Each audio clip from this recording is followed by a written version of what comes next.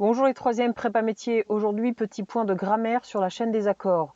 Alors, la chaîne des accords, qu'est-ce que c'est? C'est un ensemble de modifications qui vont être visibles et faisables sur les noms, donc les pronoms, les adjectifs et les verbes. Alors, on va prendre un exemple. Je vous prends l'exemple de cette phrase: la jolie chouette blanche ulule doucement dans la nuit. Donc ici, on a un certain nombre de chaînes.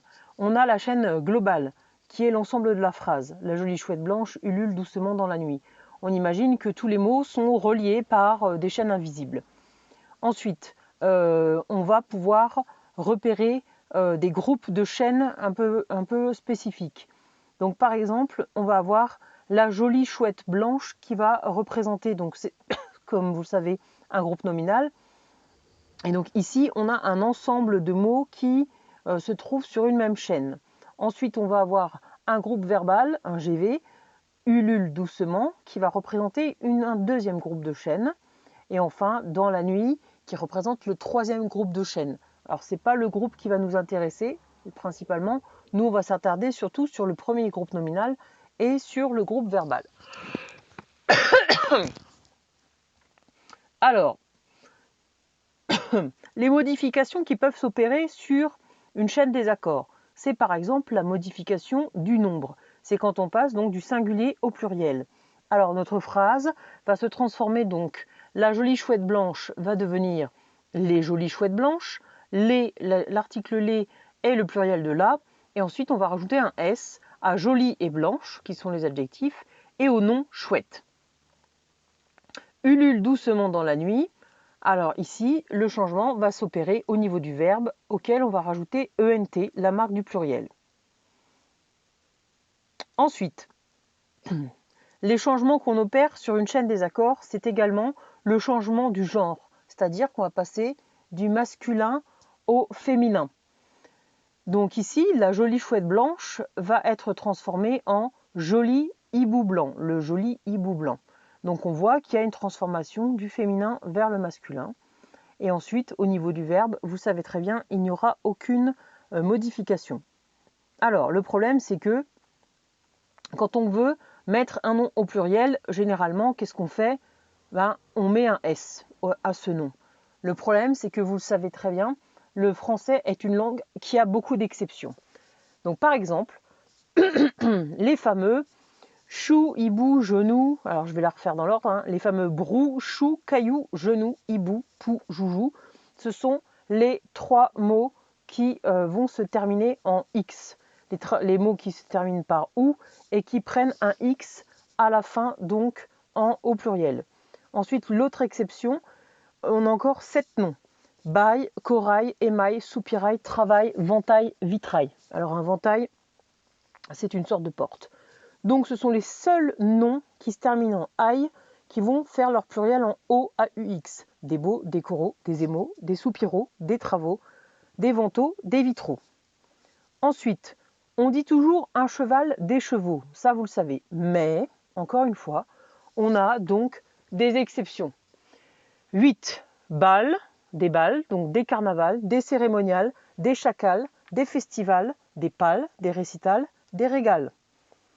Ensuite, vous avez aussi, encore une fois, 5 exceptions donc, qui concernent les mots bleu, émeu, landau, pneu et sarrau. Sarrau, c'est un vêtement. Donc ces 5 exceptions prennent un S au pluriel, alors que pour d'autres verbes en EU et en AU, ils prennent un X. Et enfin, les noms qui sont terminés par S, Z et X ne changent pas au pluriel. Donc par exemple, un né devient des nés, ça reste invariable. Voilà, donc il faut retenir un certain nombre d'exceptions, même si la règle générale, c'est qu'au pluriel, on met un S à la fin du nom. Quand il s'agit d'accorder un adjectif, on va accorder un adjectif, par exemple, en genre. On va passer du masculin au féminin. C'est ce que je vous ai expliqué au début, dans cette fameuse chaîne des accords. On est dedans, en fait. Donc, par exemple, en général, on va rajouter un E à l'adjectif. Donc, je vous donne on rajoute un E à jolie, et ça donne une jolie fille, par exemple. Mais, encore une fois, nous avons des exceptions. Première exception, les adjectifs en EL, enfin qui se terminent en EL, EIL, EN et ON, on voit que la consonne finale est doublée. Alors, ça paraît un petit peu abstrait, je vous donne des exemples.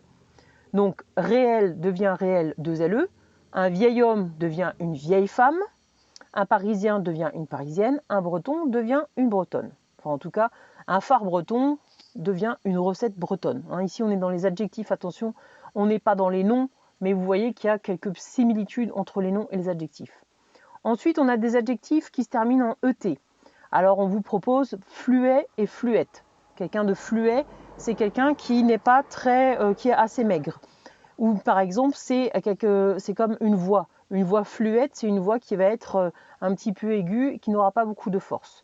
Donc par exemple ici, quand ça se termine en ET, généralement on met 2 TE à la fin au féminin, sauf pour 8 adjectifs auxquels on met un accent circonflexe, un T et un E. Donc par exemple, complet, complète, concret, concrète, désuet, désuète, désuet ça veut dire vieux, discret, discrète, inquiet, inquiète, replet, c'est-à-dire un peu dodu, un peu qui a un peu de ventre, donc replet, replète, incomplet, incomplète, secret, secrète.